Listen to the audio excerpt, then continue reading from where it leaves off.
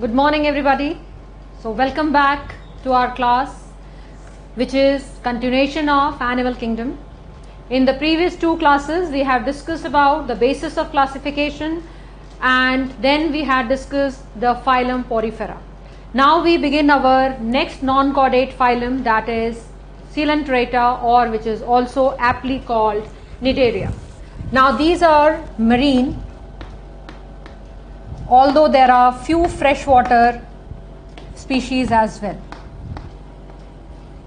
Few freshwater species, and here itself we can write the example, which is freshwater species, that is Hydra. Now with this phylum, without going into any other nitty-gritties, the most focused points which will help you to crack the questions in the NEET exam, there are three important things that we need to discuss here. Now with this phylum, for the first time tissue grade of organization develops. Okay, so tissue level of organization. Then there is germ layers evolve for the first time, and there too these are having two germ layers, so that is diploblastic. And once we talk about diploblastic, that means ectoderm and endoderm. So their body wall has outer epidermis and inner gastrodermis. So body wall has outer epidermis and inner layer, which is concerned with digestion also. So that's why we use the term gastrodermis. Okay, inner gastrodermis. And in the middle of this two, there is non-cellular mesoglia. So middle layer is non-cellular mesoglia. So all this we have already taken up with the basis of classification, you see. Now next thing that we need to mention, a very important cell which you find only in this phylum, nowhere else, and that is the cnidoblast or the stinging cells. So cnidoblast or cnidocyte, any such term if it is there, that is for stinging cell, you see. Now these are stinging cells which are present in the outer epidermis, you see. So stinging cells located in epidermis, and the purpose of this is stinging cells, this is for offense as well as defense, for offense and defense. So this helps them to catch their prey, and this also helps in anchorage, that is to attach to the substratum, because there are some of the stinging cells which release a adhesive substance, a glue like substance, by which they are able to attach to the substratum, and of course for catching prey. So catching the prey, and that once again tells another thing about them, that they are carnivores. All coelentrates, they are carnivores. They catch their prey by the help of these stinging cells. Now another thing that has appeared for the first time in this phylum, that is the nerve cell. So there is presence of nerve cells, and these nerve cells are very primitive kind, where there are no definite dendrites and axons. Simple processes are there which are all alike. So that is why we can name these nerve cells as apolar or non-polar. Then another thing that is very important here, that is there is one particular type of cell in their body that is called interstitial cells. Okay, so interstitial cells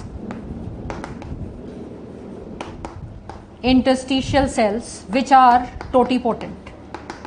So just like in case of sponges we had seen, that is there were archaeocytes which were totipotent. So here there are interstitial cells which are present in both epidermis as well as gastrodermis, and these cells are totipotent. That is the reason that these animals also have high power of regeneration. So if you cut a hydra into number of pieces, each fragment will be able to regenerate into complete hydra. Okay, so this was one part. Then another important part regarding this phylum is polymorphism. The animal can exist in more than one form. Okay, so another aspect we can mention is polymorphism, that is different forms in the same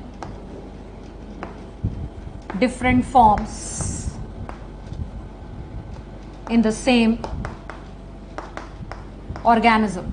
So one organism, but it can exist in different forms, and in this we have the two main forms, that is polyp and the other is medusa. The polyp and the medusa.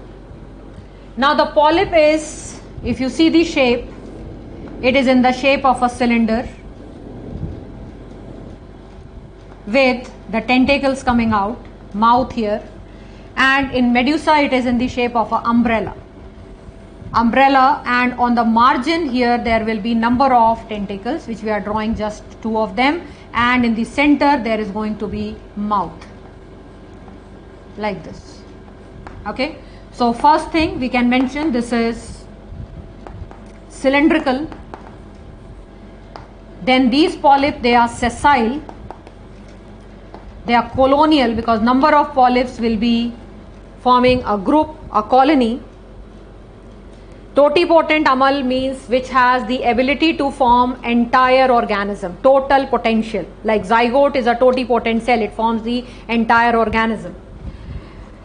And these reproduce asexually.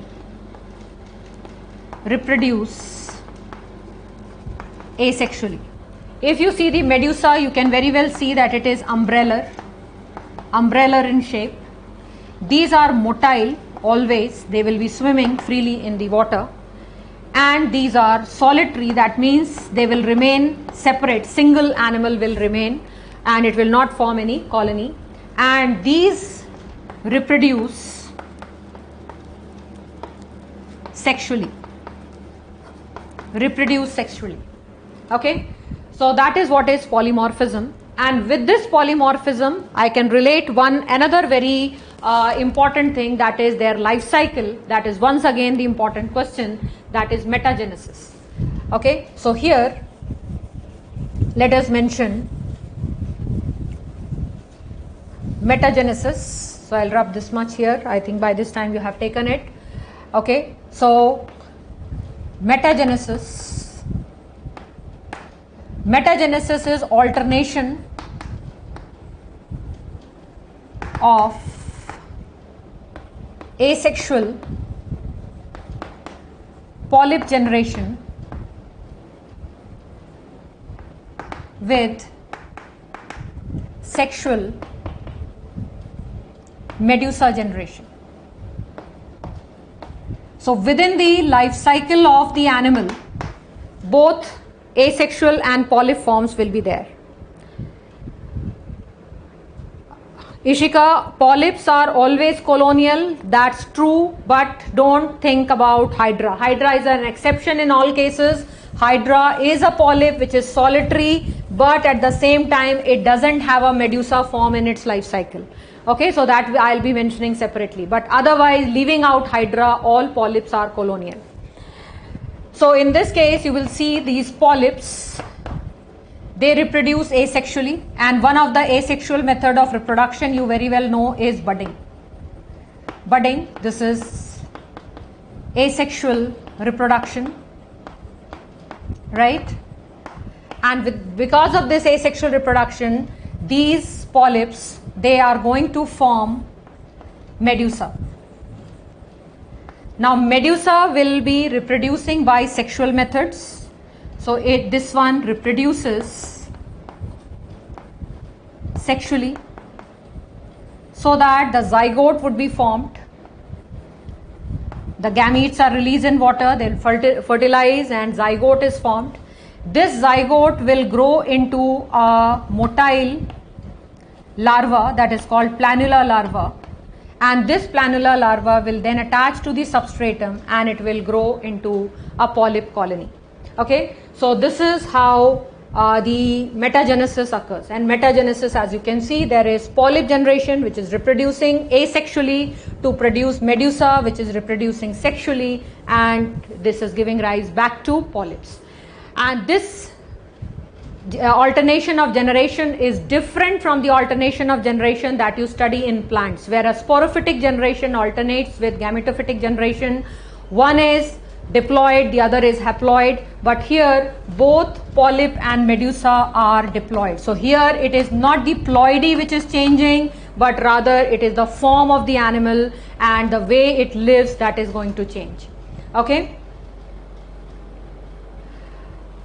Hypostome is, NCERT has just mentioned this one, this conical region here, mouth or hypostome they have written. Okay, NCERT has written it, they haven't labeled it, but actually hypostome is the this conical region below the mouth. Actually it is that, but leave it, since NCERT writes it that mouth or hypostome, let it be. We can take it that way. Okay, so stome word anyways you know mouth, but here hypo word is there, so that means below the mouth. So the area below the mouth, that is hypostome. So this is one thing. Then another important aspect which I would like to mention related to coelant traits, that is here for the first time extracellular digestion has started. In porifera, yesterday you see we had mentioned that poriferans have intracellular digestion. That means they will trap the food and digestion will occur inside the cell. But in this case, within the body there is a cavity. Within the body there is a cavity, and that cavity is called coelentron or the gastrovascular cavity. So partially the digestion will occur in it and partially in the cell. So it is both actually extracellular and intracellular, but certainly there is a beginning of it. So we can just mention digestion.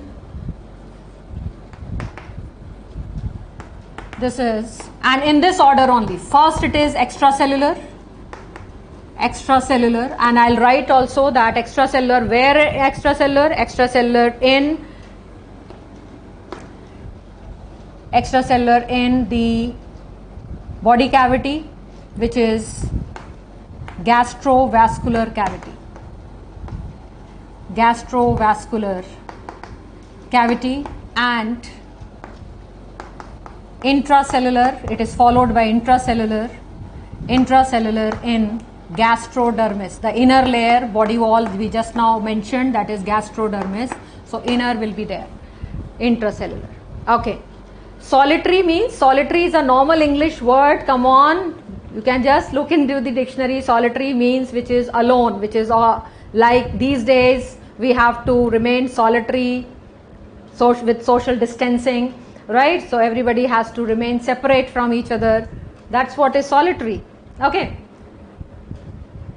Now, anyway, coming to this is one. Then next thing I will mention, that is these group of organisms. We'll take the examples because you see for exam, because here we are not going into the details of each and every phylum because that's not needed also.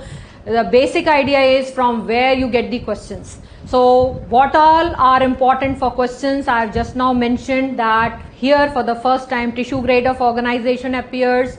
They exist in different forms, that is polyp and medusa form, and then in their life cycle metagenesis is seen, which is a very important characteristic feature of this group of animals. Then also I mentioned that in the epidermis the stinging cells are present, which is characteristic of this particular phylum. So we can take the examples here. Examples, hydra. Hydra, earlier I have already written that it is freshwater form, and hydra is a total case of exceptions. It is a polyp and it is solitary, so it goes opposite to everything.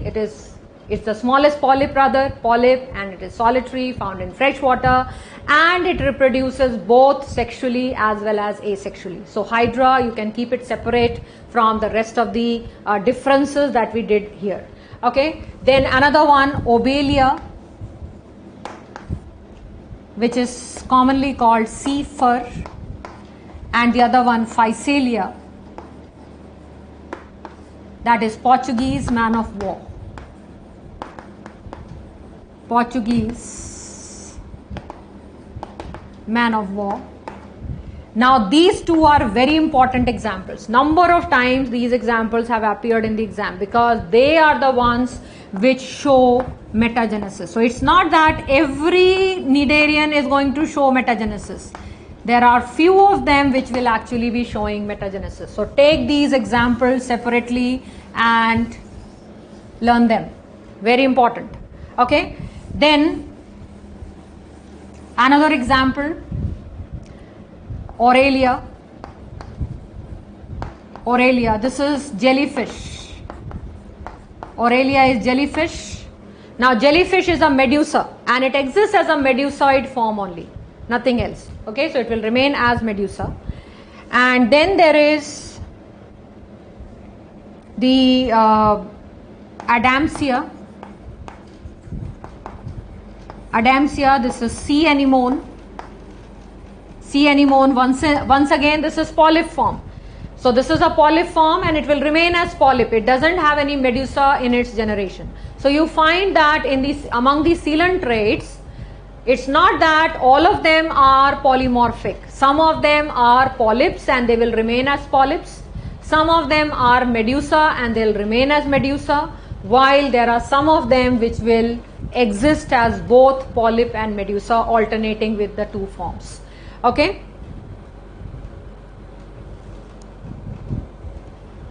And the last one we can mention is Meandrina. Meandrina, this is commonly called brain coral, and corals are having a calcareous skeleton also, so that they have a stiff hard skeleton. Corals have calcareous skeleton. Okay, so just complete it. Kanika, this question is not relevant here because you are never going to get this question in the NEET exam. Why they are referred as zooids? You see, zoo word comes for animal, and oids, when any scientific word ends in oid, that means like, animal like. So within the colony, all of them are animal like, because if you see the colony, a layman will think it to be a plant. Okay, and Muhammad Aman, gastrodermis is the inner layer, because diploblastic animals हैं ये, तो इनमें there are two walls. Outer wall is epidermis, the inner one जो endoderm से बनती है, that is called gastrodermis. ठीक है, and I told you gastrodermis, why is it called gastrodermis? Because it is concerned with digestion. Just now I mentioned partial digestion will occur in the cells of the gastrodermis and partial digestion will occur in the body cavity. Okay, so that's why such a term is given for it. So this will do about this phylum. Nothing more is required, because you see कोई भी phylum है, एक ही phylum, one single phylum we can keep on studying for a month, but that's not going to help, because basically we have to be focused that what are the questions important for the NEET exam. And let me tell you, as far as Animalia is concerned, and if you will go through the last 4-5 years of question papers of NEET, last past papers, so you will find that hardly 2 to 3 questions come from this particular chapter. So there is no point in going into unnecessary details. Types of coral reefs, once again, is not important at all. So we'll move on to our next phylum, that is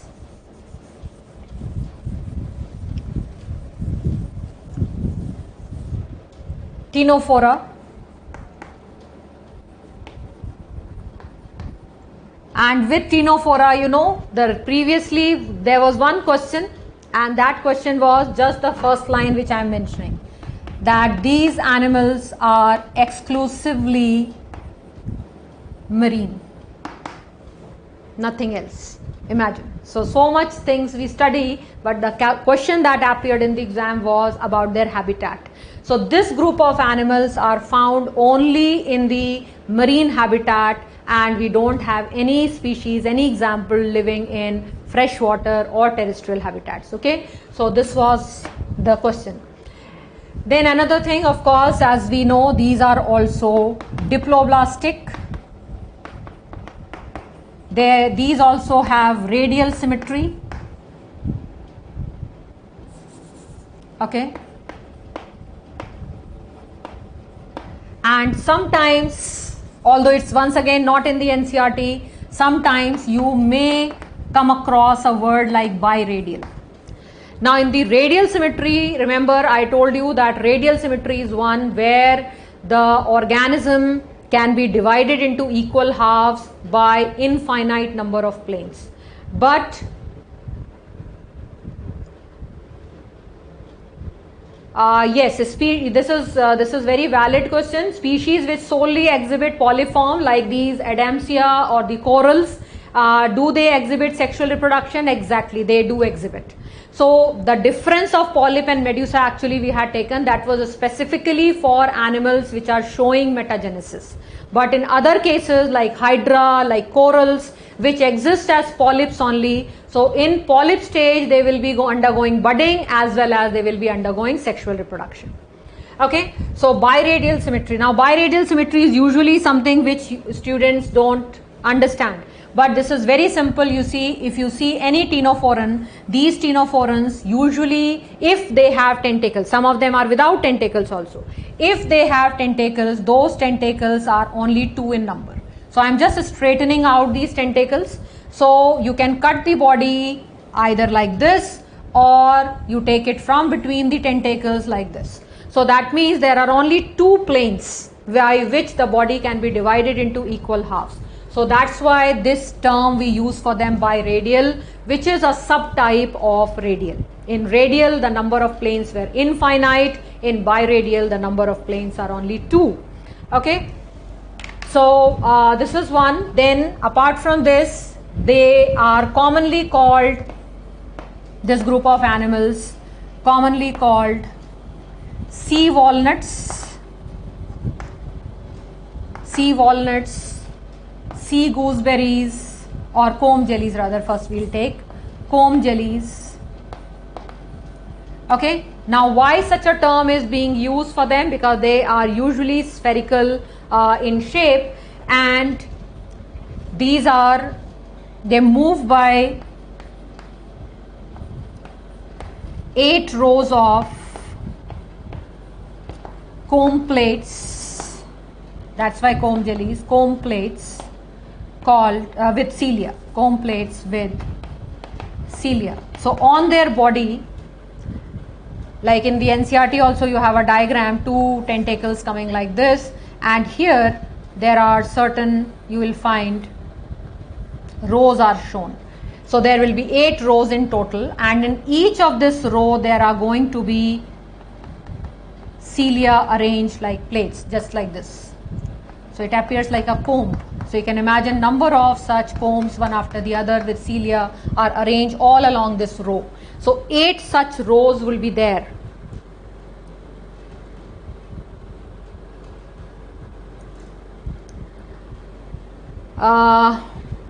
Yes, Amal, your question also whether coral reef in Australia is moving. So of course there is movement. You know that there are tectonic plates inside the earth, and those tectonic plates are continuously moving. So everything is moving. It seems that we are on a stationary earth, but we are not. Okay, so these move by 8 rows of the comb plates with the cilia, and in this is one thing. Then tentacles, if you see tentacles, if present, there will be only 2 tentacles and 2 tentacles, and on the tentacles there are certain cells here which are called coloblasts, with coloblasts, or also called lasso cells, coloblasts or the lasso cells. Now these are adhesive cells. Okay, so these are adhesive. So they won't be stinging, they will be catching the prey by the help of by adhesive substance, so that the prey sticks to the tentacle, but they won't be stinging it. Okay, so that is the reason that this particular group is a separate phylum, not taken along with Coelenterata. And then next thing, that here too, and these animals are going to be, they are never colonial, so they are solitary. Okay, so these are solitary animals, freely moving. Okay, so no sessile species. Okay, all of them are freely moving. They are carnivores, and here too digestion is both extracellular as well as intracellular.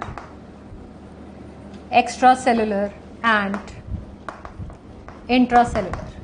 So partial digestion will be occurring in their gastrovascular cavity, because these two also have blind sac body plan. Remember, blind sac body plan we had discussed, it is in coelentrates as well as ctenophorans, and remaining digestion will be occurring in the cells. And in this case, rest of the things are once again not important, because respiration, excretion, no, since this is just tissue grade of organization, so no organs are for this, simple diffusion will be taking place, right? Now another important thing is that this group of animals are hermaphrodite, but here there is only reproduced by sexual method. So there is no asexual reproduction, only reproduced by sexual methods. Sexual method, and there is going to be external fertilization, indirect development. Indirect development means there is going to be a larval stage. Okay, there is a larval stage.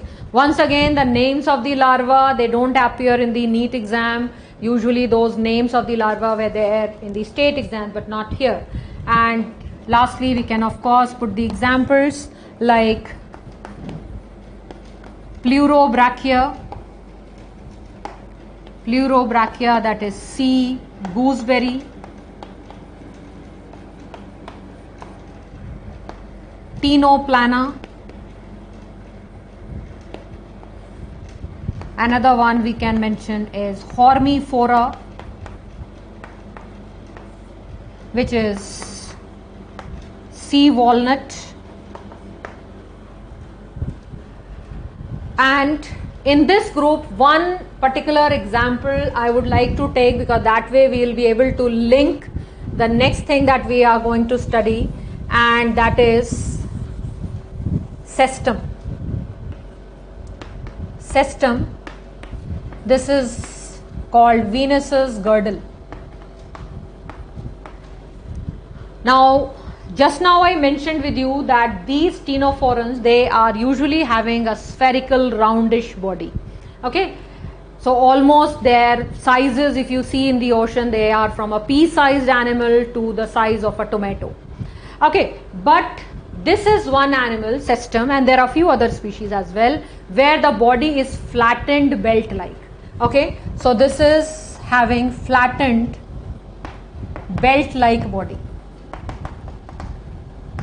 So this is an exception, or you can say it's a transition, because the next phylum in our non-chordate group is Platyhelminthes, and Platyhelminthes are flatworms where the body is dorso-ventrally flattened.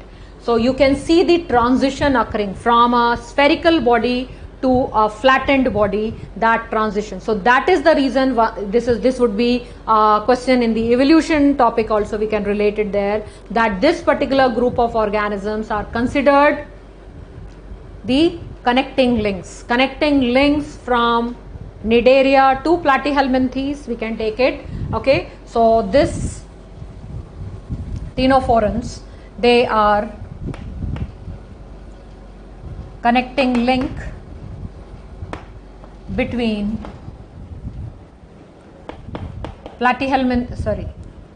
first the initial one, Cnidaria and Platyhelminthes.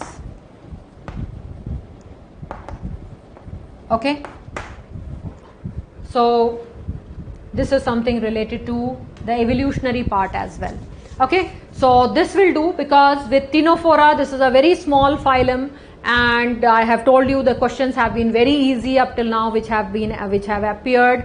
They have been either just on regarding their habitat, and then another important part we can mention is about their they reproduce only by the sexual method. Yes, bioluminescence, that is, yes, NCERT has written it with bold, that many of the ctenophorans, they have the ability to emit light. That's called bioluminescence.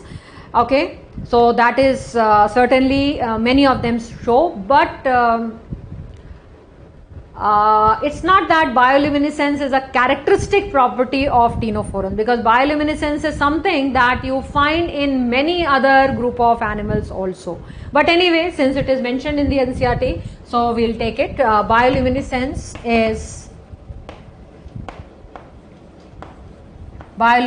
that is ability to emit light.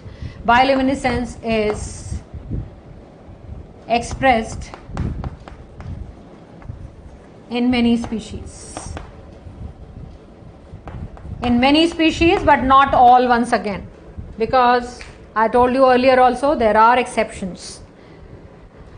Bioluminescence of certainly we can do, because NCERT has mentioned about it, but statocyst we can leave out. Statocyst is just not so important for the exam point of view. Okay, but since you have brought out that term, I'll tell you, statocyst is basically a structure.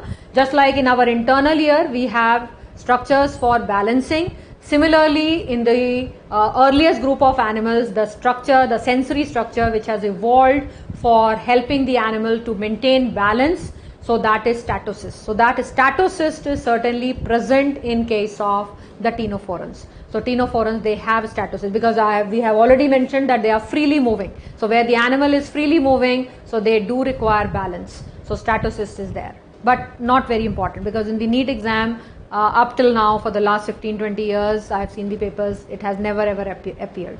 Okay, so next thing, that is, we can move on to our next phylum. I think you have completed till here.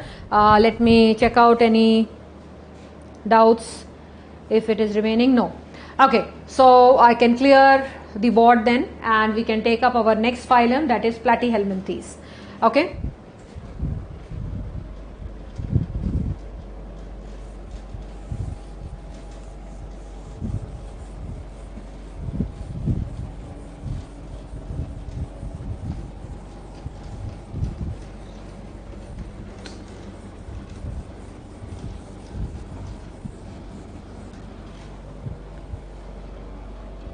Phylum Platyhelminthes. Now you see, the word platy comes for flat and helminthes is worm.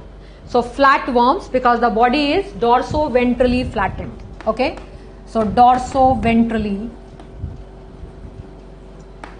flattened body, right? So first thing we can mention. Then among Platyhelminthes, there are number of changes which we will see moving from Ctenophora to this group. That is, from here the symmetry is changing. So these are bilaterally symmetrical, you see. Bilaterally. So first bilaterally symmetrical organisms. Then these are the first triploblastic organisms. So from diploblastic we are moving on to triploblastic, that is having 3 germ layers, isn't it? And so here triploblastic organisms.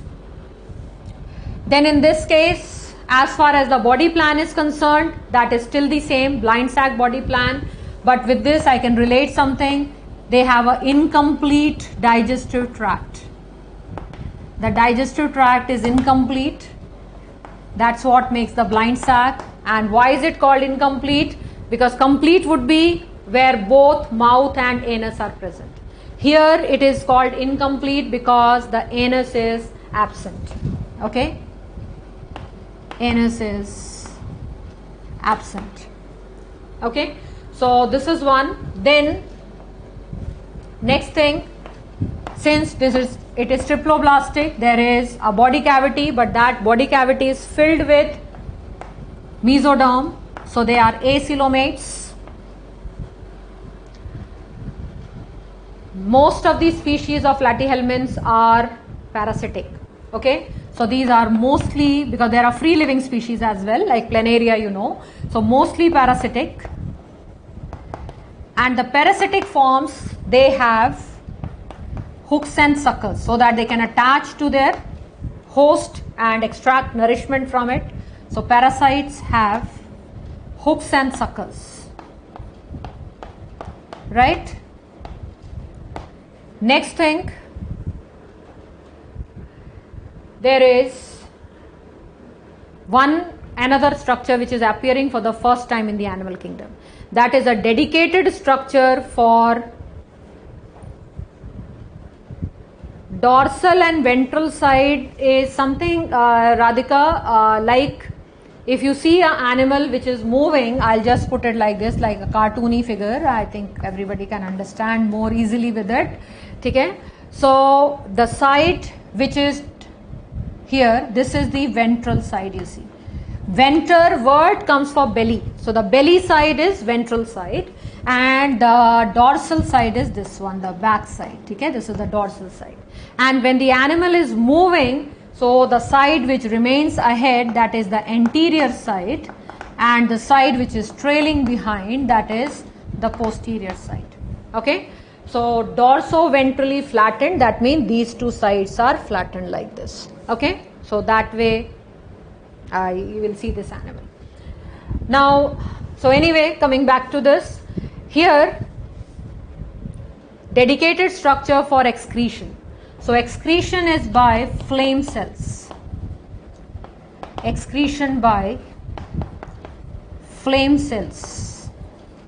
And these are appearing for the first time in the animal kingdom, are typical structure for excretion.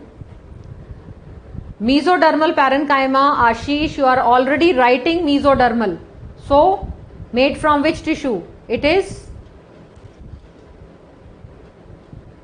mesodermal. It could be mesodermal tissue, that would be similar to connective tissue, of course, because once the mesoderm has originated, that mesoderm would be giving rise to connective tissue. So, tissue wise you can go with that. Okay. So, anyway, next thing, excretion by the flame cells.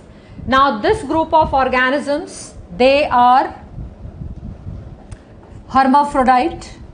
Okay, one thing more I had mentioned, nervous system. So there is a ladder-like nervous system, ladder-like nervous system with cerebral ganglia, you can say, with cerebral ganglia which represent the brain. Okay? Because you see, with bilateral symmetry, we have discussed it earlier, that number of nerve cells, neurons, they have accumulated near the anterior part of the body, and with that there is beginning of the cephalization. So cephalization, and with that the development of brain. Of course, blind sac is incomplete digestive tract. Blind sac means there is one opening only, mouth, and through the mouth the animal will be taking in food, and the undigested fecal matter will also be coming out through the mouth. So since there is single opening, that's why it is incomplete digestive tract. Now, next thing, that is, these are hermaphrodite. These are hermaphrodite, whereby the both testis and the ovary are in the same organism. Aman, this is the name of the cell. Flame cell, that is the name given to it, because within each cell is having cilia, number of cilia, and those cilia, when they move, that appears as if it is a flickering flame. So that's why they get the name flame cells. Now hermaphrodite, that means the sexes are united, both testis and ovary are present in the same individual. Hermaphrodite, but there too there is an exception, except blood fluke. Now blood fluke is one of the platyhelminth, it's a parasite, and here the male and female are separate organisms. Otherwise, rest of them are hermaphrodite. And then next thing, the parasitic forms, of course, you will see they have very complex life cycles. So usually in this case there is internal fertilization and there is indirect development. That means there are going to be larval stages. Indirect development. Okay. So taking up the examples here, one is Dugacia, common name Planaria. Now this one is free living, and also another thing you get a question on this, that is they have cerebral word comes for head, right? So in the anterior part, Vidhan, there are ganglia. Ganglia are group of cytons. In the nerve cell you have seen the cyton part. So group of cytons together, when they are clubbed together, that is called ganglia. So ganglia development has occurred at the level of this group of organisms. So that is cerebral ganglia. That is beginning of brain. So free living, and they have high power of regeneration. High power of regeneration. Okay? High power of regeneration. Life cycle of the worms, once again, it's not in the NEET syllabus, it's not there. Okay, so I'll just go in short, because in our internal test you can still get a 1 or 2 question on it, but very simplified form I'll take up.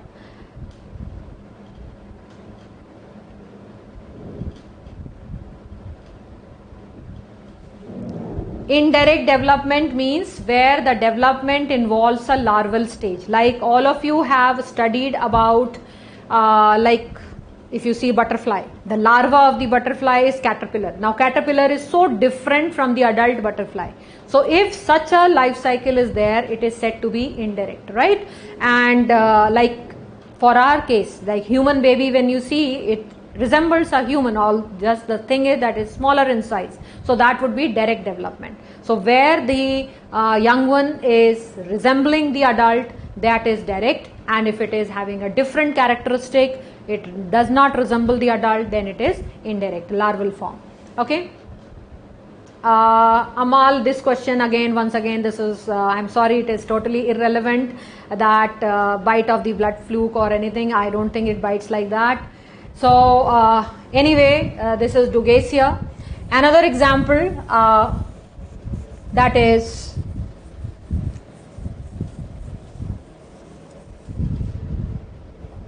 Fasciola hepatica. Fasciola hepatica. This is liver fluke. Now in this, without going into much details, adult flukes, they infect the sheep. So they are in the sheep's liver, and from here they will be releasing the eggs, which will be going out of the fecal matter. So eggs released with feces of the sheep, and from this eggs a larva comes out, that is called Miracidium. That's the name of it, Miracidium larva. Now this Miracidium larva, it enters the second host, that is pond snail. Enters pond snails. I'll write the scientific name of it also, Limnia. That's the pond snail, where while it is entering, it transforms into another larval stage called sporocyst larva. Sporocyst larva. Now this sporocyst larva forms by asexual reproduction. It forms another group of larvae, that is called radia larva. Now radia larva once again divides asexually, and that is then forming Cercaria larva. Now this Cercaria larva, it comes out of the body of the snail, and it forms metacercaria. Metacercaria, which is encysted form, and this would be then, because these, I'll just go into it. Let me complete it here. Okay, so you see these metacercaria is the infective stage for the sheep, and these metacercaria which are having cysts around them, these metacercaria are sticking to the aquatic vegetation, like in the pond and all nearby, lot of grasses and aquatic plants are growing. So on those aquatic plants, these cysts are sticking on it, and when the sheep, they come near the pond for drinking water, they are eating through this vegetation also. And when they eat this vegetation, the metacercaria reaches inside the body of the sheep. And once it reaches inside the sheep, the cyst will be dissolving and the young worm will come out, which will reach the liver and stay over there.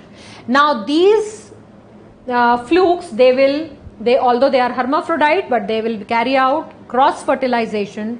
Eggs are going to be formed, means fertilized eggs, that is, and these fertilized eggs are released.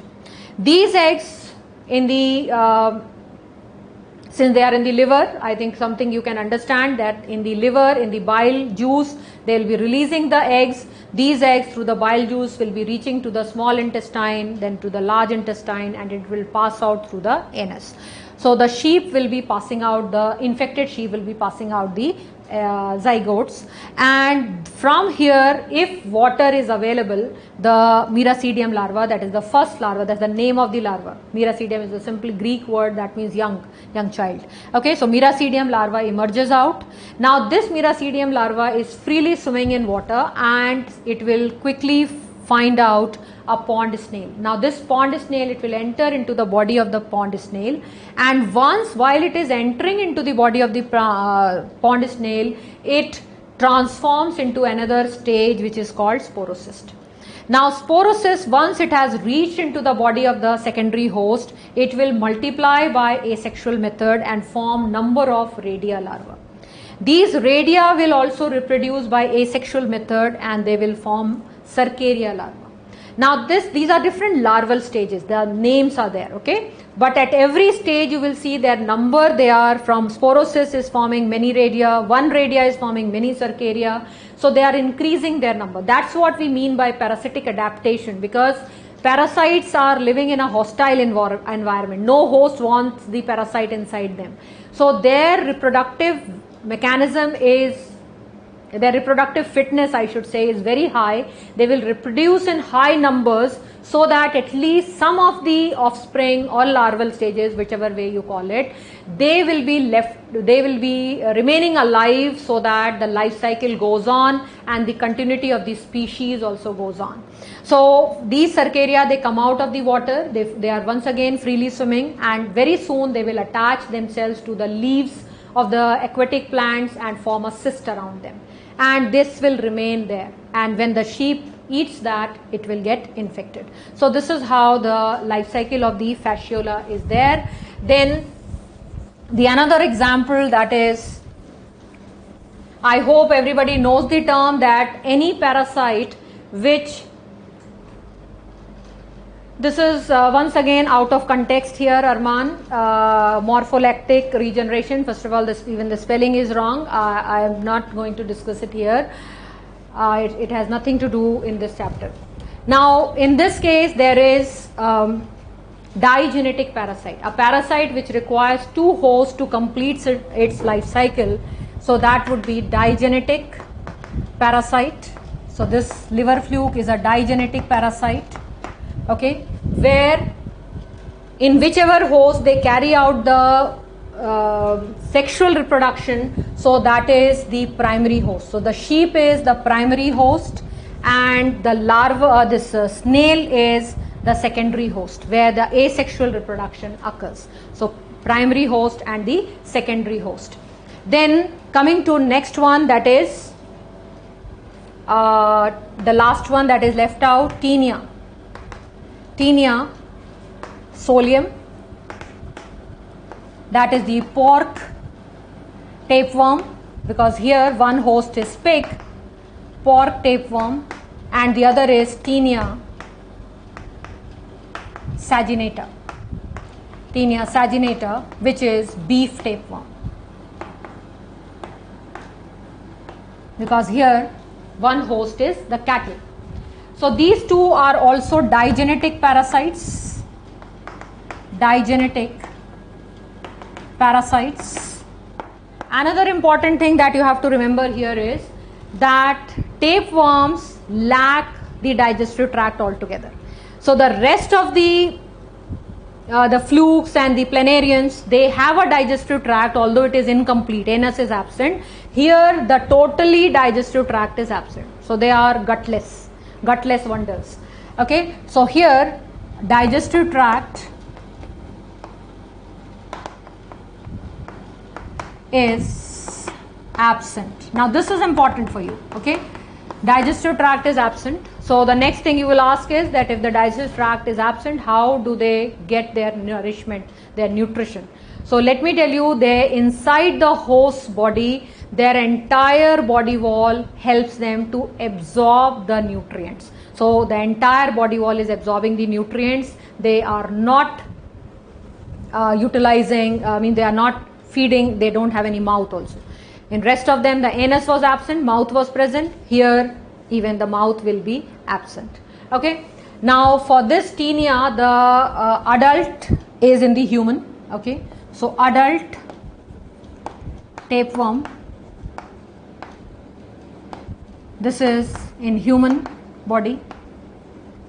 From there they are reproducing and they are producing oncospheres, which will be passed out in the feces. Oncospheres passed out in feces.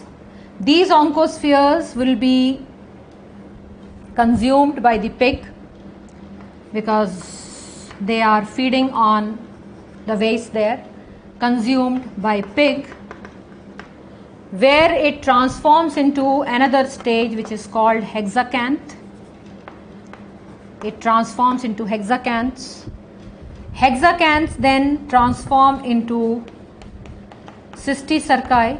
Cysticercus would be singular, cysticerci. And these cysticerci will be in the muscles of the pig, or if we are talking about saginata, then it will be of course in the cattle. Now if such a animal is butchered and its flesh is eaten, so this will be reaching into the human body. Okay, so consumption of undercooked, that is also important, because if it is properly cooked at high heat, then cysticerci will be destroyed. So consumption of undercooked flesh of such infected animal, so through that cysticercus will be reaching to the body of the human, where it will then grow into the entire adult tapeworm. Okay. The life cycle of the liver fluke is similar to female Anopheles mosquito. No, how is it similar? Female Anopheles mosquito, it is not multiplying so many times. Asexual reproduction is not there. It is just that the male and female mosquito, they will be mating, and the female will lay the eggs in the water. From those eggs a larva will come out. That larva will then go to form a pupa, an inactive stage, and from that pupa again a new mosquito will emerge. Oncospheres, you can take it as a larval stage or an intermediate stage certainly, although it is not motile, it is not moving, it is enclosed within a protective membrane. Okay. So anyway, these will be the stages anyway, the oncosphere, hexacanths, and then the cysticerci. So these are three basic examples, major examples, the grouped together in case of the Platyhelminthes. One group was the planarians, which are free living. They are found in all types of habitat, marine, freshwater, as well as even there are some of them terrestrial.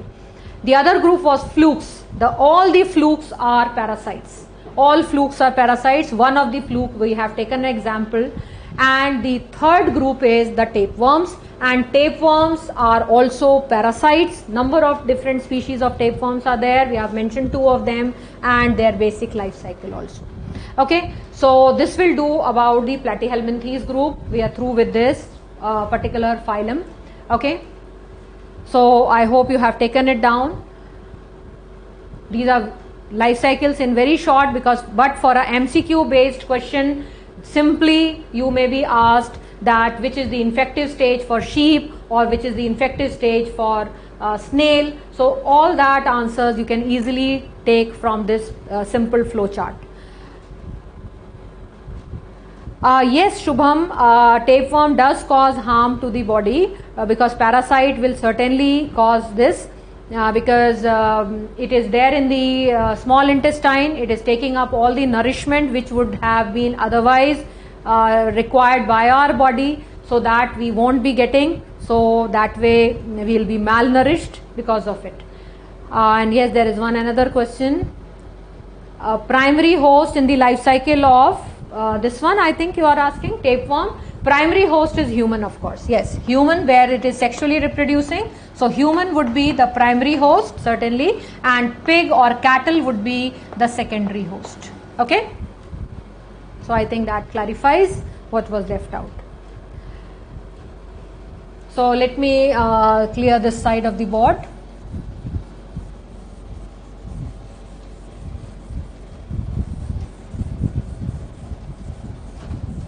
Next one, Aschelminthes. And in Aschelminthes, actually you see this Aschelminthes is a very large phylum. But thankfully you don't have to study the entire phylum. You are studying just one class of it, that is Nemathelminthes or Nematoda. Okay, so that is Nematoda. And these are roundworms. Once again parasitic,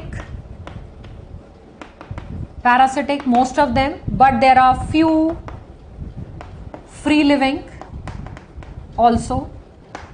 Like here itself we can mention Rhabditis. Rhabditis, it's a free living species of Nematoda. Okay. Then here next thing you can mention, these are pseudocoelomates. This is all we had done earlier, pseudocoelomates. And since I told you with Platyhelminthes we have started with triploblastic, we have started with bilateral symmetry, so all that we needn't write over here. Okay. Yes, the disease name is Ishita called teniasis because tenia is causing it. And parts, proglottids are the segments, because tapeworm has number of segments in its body and each individual segment, that is called proglottid. That's a term for it. Okay. So you can see the diagram in the NCERT. You will see there is a diagram for tapeworm and number of segments are there. As you go towards the posterior side, the size of the segments are increasing and those segments are named proglottids. Okay, so these are pseudocoelomates. Then another thing, from here we start another thing, that is organ system level of organization. Organ system level of organization, right? So this is another change that is coming in the animal kingdom here, organ system level. Then another thing, that is from here there is complete digestive tract, that is with both mouth and anus. Complete digestive tract with both mouth and anus. Complete digestive tract with both mouth and anus. Okay. And with this one, another interesting thing has begun with them, that is muscular pharynx. Muscular pharynx. Now pharynx, you see, is the throat area. The throat area, that is the pharynx, and the wall of the pharynx has muscle. So muscular pharynx is present, which is so that when they take the food through the mouth, and the pharynx will be contracting so that it can squeeze it and move it towards the later part of the alimentary canal, towards the esophagus, so on, right? And this is what your NCERT also writes, that muscular pharynx is present. But another thing I'd like to add on here, that is muscular pharynx, which starts from Aschelminthes, it goes on up till chordata. Even we have muscular pharynx, okay? There is difference. No, it's not difference, because metamerism is the scientific term and segmentation would be just a layman term, you can say. So NCERT has just given segmentation, and actually in segmentation what they are describing is metamerism. So it is same Prerna, okay? So anyway, coming to this muscular pharynx. So muscular pharynx is present, okay? Then another thing, next thing, we have seen digestive tract is present. Respiratory circulatory systems are absent, so we needn't write it. Once again, excretion. For excretion, a dedicated structure had started with Platyhelminthes. Here too there is a structure which the name is not given in your NCERT. They have just mentioned a tubular structure is present for excretion, and that tubular structure is, that entire structure is called rennet cell. Okay, so a tubular structure called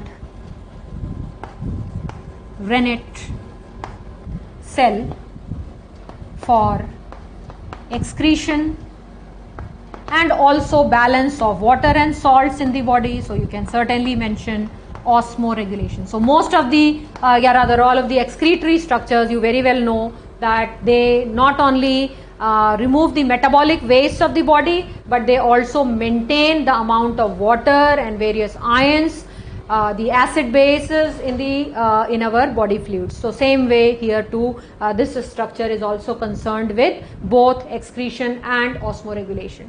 Okay, so this is one. Then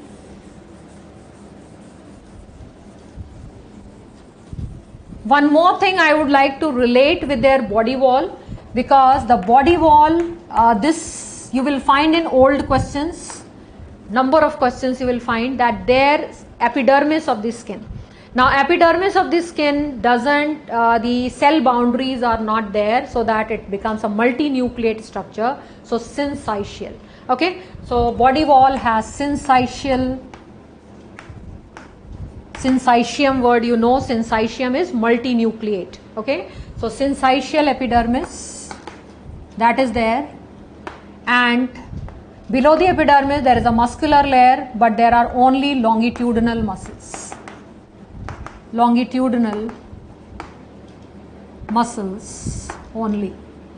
Because this is one important point why I gave you, because the next phylum that we will study, Annelida, you will find that the body wall has both longitudinal and circular muscles. So usually one phylum to the next, the upgradation, those are the questions which are usually framed, that how Annelida is advanced from the Aschelminthes. So this would be one of these statements, because when both types of muscle, longitudinal as well as circular, are present, better mobility is possible.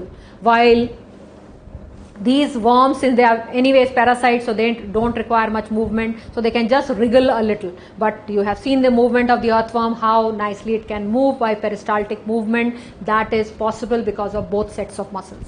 Anyway, so longitudinal muscles only in the body wall. And then next we can mention is that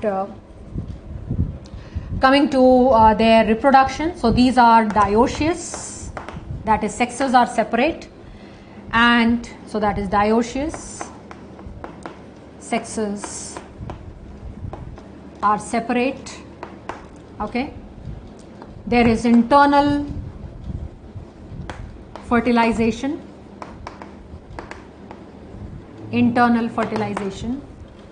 and development. There are different species, so some have direct development, some have indirect. So development can be direct or indirect, direct or indirect.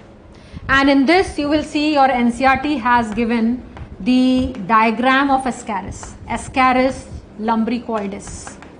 Now Ascaris lumbricoides, this is the intestinal parasite. Okay, it is an intestinal parasite. It is monogenetic. Monogenetic, that means requires just one host to complete its life cycle.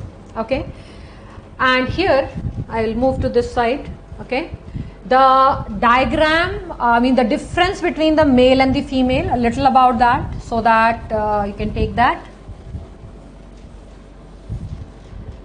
So male Ascaris, and the other side we can take the female Ascaris.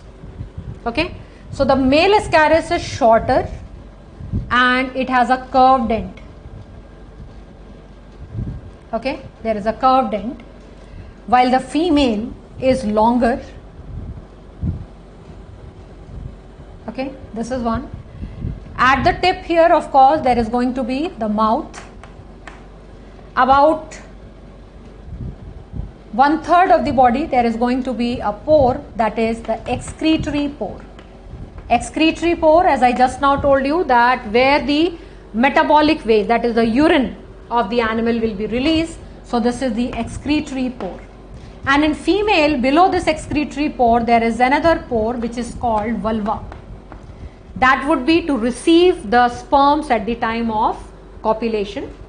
Then here, in case of males, here there is an opening, that is cloaca, cloacal opening, and from the cloaca two hook-like structures are arising, and these are called pineal setae. So these two hook-like structures, these are present. These are made up of chitin, which you know is a polysaccharide, which is present in many of the animals. Arthropoda, you know, the entire exoskeleton is made up of chitin.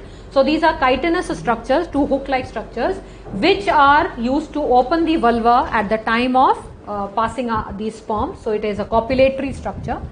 And why we are using the term cloaca? Because this opening is for release of sperms as well as the undigested waste. So here we are not using the term anus. And while in case of females, of course, we will mark it anus, because when we use the term anus, it is only for passing out the feces. Okay. So but in case of males, it is marked cloaca.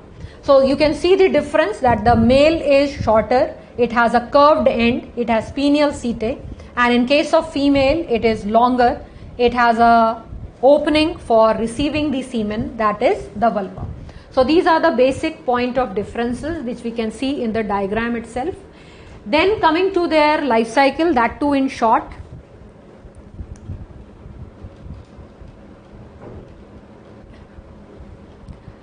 Aman, from where all are you getting these questions which is not related to the topic, auxetic growth and all that? So that is not required here, because auxetic, the total types of growth, that is no longer in the syllabus of the NEET exam. Okay, so where the cells, because in case of this animals, what happens is that after they complete their embryonic development, they will never ever undergo mitosis. So the number of cells in their body are going to remain constant. So how will it grow?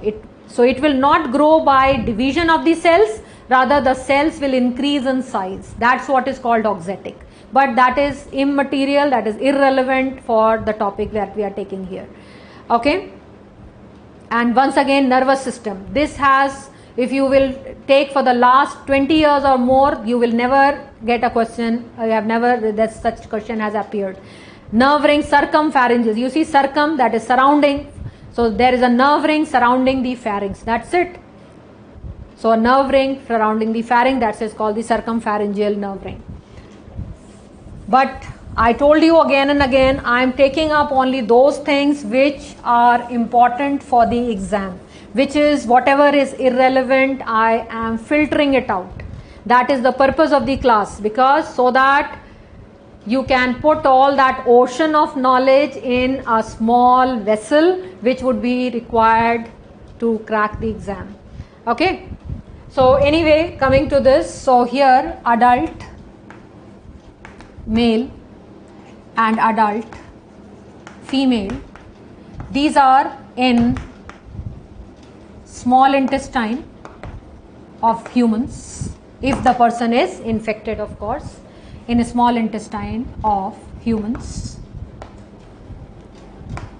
Now this, they will be carrying out, there is going to be internal fertilization. And another important concept you can remember is that if the male has a copulatory organ, as it is present in the form of pineal setae, always it is going to be internal fertilization. So with this internal fertilization, the zygotes are going to be formed. I'm saying zygotes because the female, once again it's a parasite, so the female will be producing huge number of eggs, and those eggs will be fertilized to form number of zygotes. Now even though it is monogenetic, but to complete its life cycle, it has to send the zygotes outside, because the human body temperature is not suitable for their embryonic development. So that is why here the zygote is going to be enclosed in a cyst. So it gets encysted zygotes, okay, and these are passed out in feces. Passed out in feces. Now here outside in the soil the development occurs, so that first juvenile is formed. So here the young one is called juvenile, or it is also called rhabditiform larva. Initially I mentioned one of the free living species, Rhabditis, because here the larva resembles Rhabditis, so that's why it is resembles in structure, so that's why it is called rhabditiform larva. So this is first juvenile. Now first juvenile undergoes molting, so there is going to be first molt. Now molting is when the outer layer of the body wall is shed and a new is formed, so that is what is molting. First molting, so then it is forming second juvenile. Now it is at this stage, at the second juvenile stage, that it is infective for humans. So if humans, their food is contaminated with and it is, you see it is still inside the cyst. The cyst is still there, and within the cyst this juvenile has developed. Okay, so these embryonated eggs or the encysted larval stage, that is the infective stage. And this was also a question there in the NEET exam, that what is the eggs which are contaminating the food and water, and in this form it is ingested by the humans. Okay, so this is ingested by humans. So once it comes into the human body, it will be reaching into the gut. I am just writing gut, you know very well, that is alimentary canal. In the gut, the outside cyst is going to be dissolved, and the juveniles will then bore through the gut wall and they will enter into the blood vessel. So from the blood vessel they will be moving to the liver. From the liver they will be moving to the heart. From the heart they reach the lungs. And in the lung alveoli they will be carrying out two moltings. So now you see first molting has already occurred. So there is going to be second and third moltings. So after second molting it is going to be the third juvenile, and after the third molting it is going to be the fourth juvenile. Okay, I will write this one here rather, so that there is no confusion. So it is second molting, then here it is third molting. Now it starts coming out of the lungs. So you see it is inside the alveoli of the lungs, so it starts rising up, and so bronchioles, bronchi, trachea, and it is coming out. So here it comes to the trachea, from the trachea to the pharynx, and in the pharynx, you know, in the front we have the windpipe opening, at the back we have the esophageal opening. So it will enter into the esophagus, and from the esophagus it will move on to the small intestine, where it will undergo the last molting, that is fourth molting, and it becomes the adult. Now the kind of questions which have appeared in the previous exams, even in the AIMS, but now you are not going to have the AIMS exam also. There is one common exam, but in the AIMS it was a question regarding the organs, the list of the organs through which it migrates while it is developing in the human body. So here you see, from the alimentary canal it has moved to the liver, from the liver to the heart, from the heart to the lungs, and from the lungs back to the alimentary canal. So this is one thing. Then where all the moltings have occurred. So first molting you can see has occurred in the soil. First molting in the soil, second molting in the lungs, third molting also in the lungs. In the options you may not be given lungs, you might be given alveoli, but I think you can do that because anyways the alveoli are inside the lungs only. Okay, so lungs it is written or alveoli it is written, hardly matters. And the fourth and the last molting occurs in the small intestine once again. Okay, so this is how their life cycle is. The disease of cause is accordingly called Ascariasis. The disease is Ascariasis, and the adult Ascaris, you see, they are in the small intestine, and in the small intestine the partially digested food is chyme. Okay, so they are feeding on that chyme, they feed on the chyme, and so once again the nourishment which our body requires it will not be getting because the worms are feeding on it. And sometimes the person who is hugely infected, there must be so many worms within the gut that they may block the passage of the chyme also. There will be lot of abdominal pain, cramps as a result of it. Okay, so this will do about the Ascaris part, and other examples I'll also mention in Aschelminthes, the examples which are there in your NCERT. Another example we can mention is Wuchereria, which is the filarial worm, and here the vector is the one which spreads. The vector is female Culex mosquito.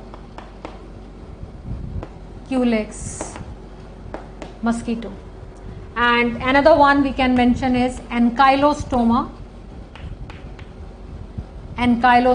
This one is called hookworm, Ankylostoma.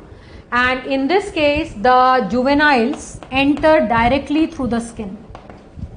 Juveniles enter through skin while walking barefoot in the soil.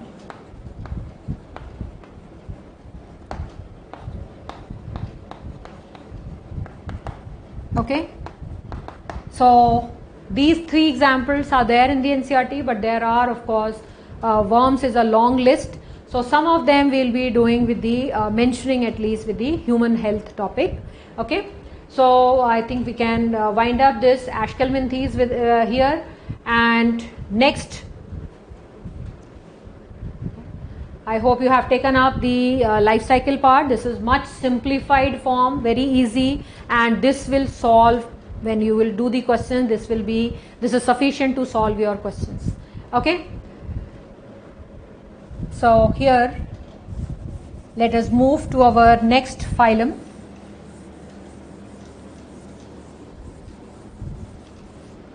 Phylum Annelida. Now Annelida once again is very important for the question point of view, because with Annelida there are few things which are changing once again in the animal kingdom.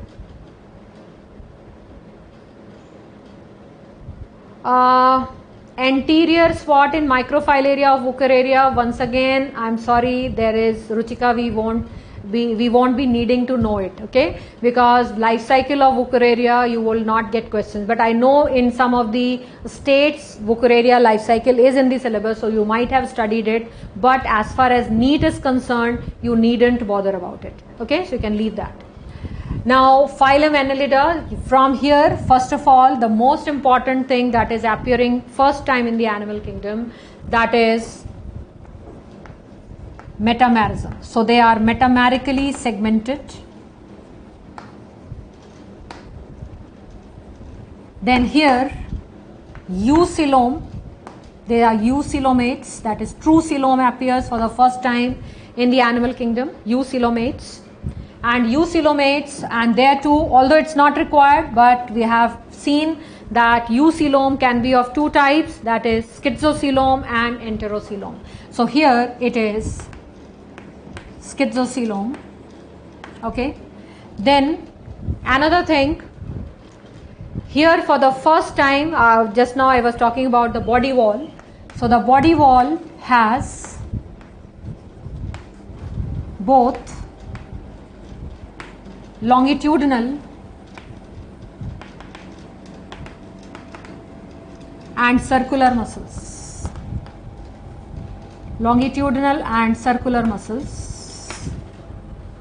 Body wall has both of this. And then next thing, circulatory system for the first time in the animal kingdom comes here. Okay, circulatory system. Circulatory system present. Okay, first time in the animal kingdom there is this system arising, and with this one more thing we can relate with the circulatory system. Now there is blood, and in the blood there is a respiratory pigment also. So here the respiratory pigment is, although there are no RBCs as yet, so the respiratory pigment is dissolved in the plasma. Okay, so respiratory pigment, which is usually hemoglobin, so respiratory pigment is dissolved in plasma. Dissolved in plasma. Okay? And yes, we are left with little time, but as many things we can do. And you can collect your doubts as much we have done today. You can collect your doubts. Tomorrow, Saturday, we are going to have a class from 6 to 7 p.m. India time. And you can ask your doubts, and if the doubts are not much and we are quickly able to go through them, then I'll continue with the topic.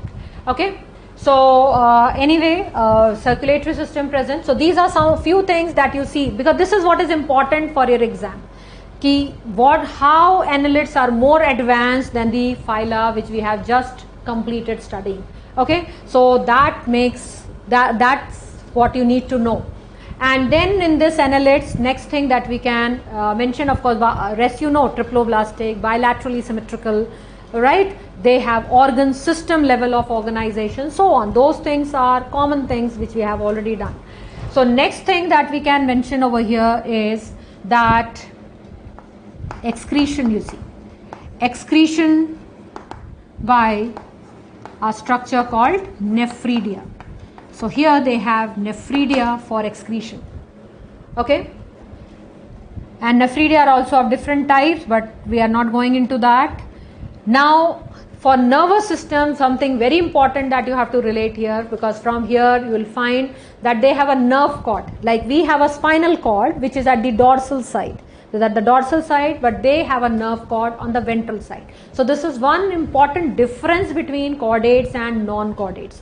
So this is just like a mantra that you should remember it, that they have a double ventral, because this has appeared in the exam number of times. Okay, so double ventral solid nerve cord.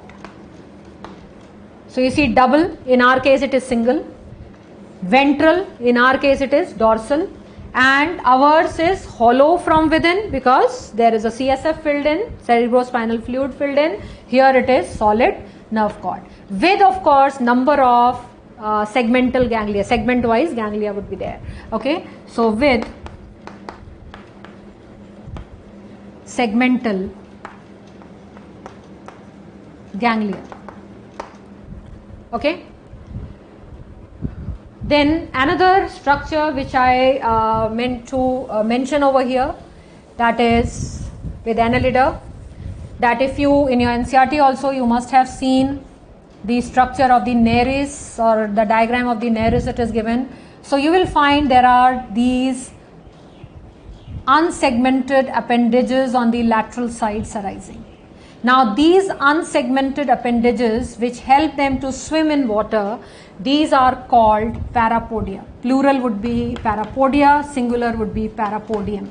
Okay, so I'll just make it plural only, parapodia. So parapodia are lateral, paired, unsegmented, because within the parapodia there are no segments. What is the respiratory pigment? Yeah, that's I tried to skip that because there is a variation. But anyway, since you have asked, in earthworm and leeches it is hemoglobin, right? In nares, which is marine annelid, there is another pigment called chlorochlorine, which is a green colored pigment. So I think that I'll mention in the next class when I take the differences between nares and earthworm. So there I'll mention that. Okay. So I'll write the spellings at least. So lateral, paired, unsegmented appendages, okay, which you can very well understand they are for locomotion. Okay, so this is there. Then apart from this, one thing your NCERT hasn't mentioned but I feel you should know it, setae. Setae are chitinous structures. So they are very fine chitinous structures which are within the body wall. So one part of it is within the body wall and the other part, like if in case of, let us say this is the body of the earthworm, so you will find there are fine setae. You won't be able to see them, but under the microscope we'll be able to see them. So part of it is embedded inside the skin and part of it is outside. So that's what this is there. So these are chitinous structures which, so the purpose of it is that it is slightly curved, okay, S-shaped structure. So it will grip the substratum while the animal is moving, so that it doesn't slip, it will be gripping the surface. Okay, so chitinous structures which grip the substratum. Substratum is any soil or wherever they are moving, substratum, and prevents slipping.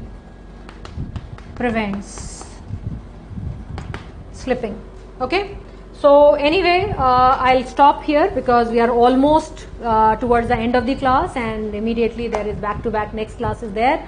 So I hope quite a lot of ground we have covered today.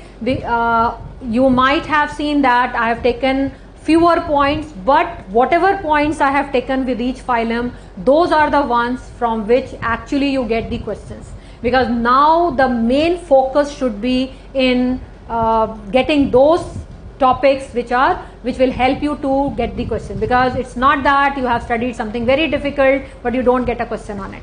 So rather something which is important, which is question based, only those things we will be doing in the class, right? So that's all for now. Thank you students, thanks for being here.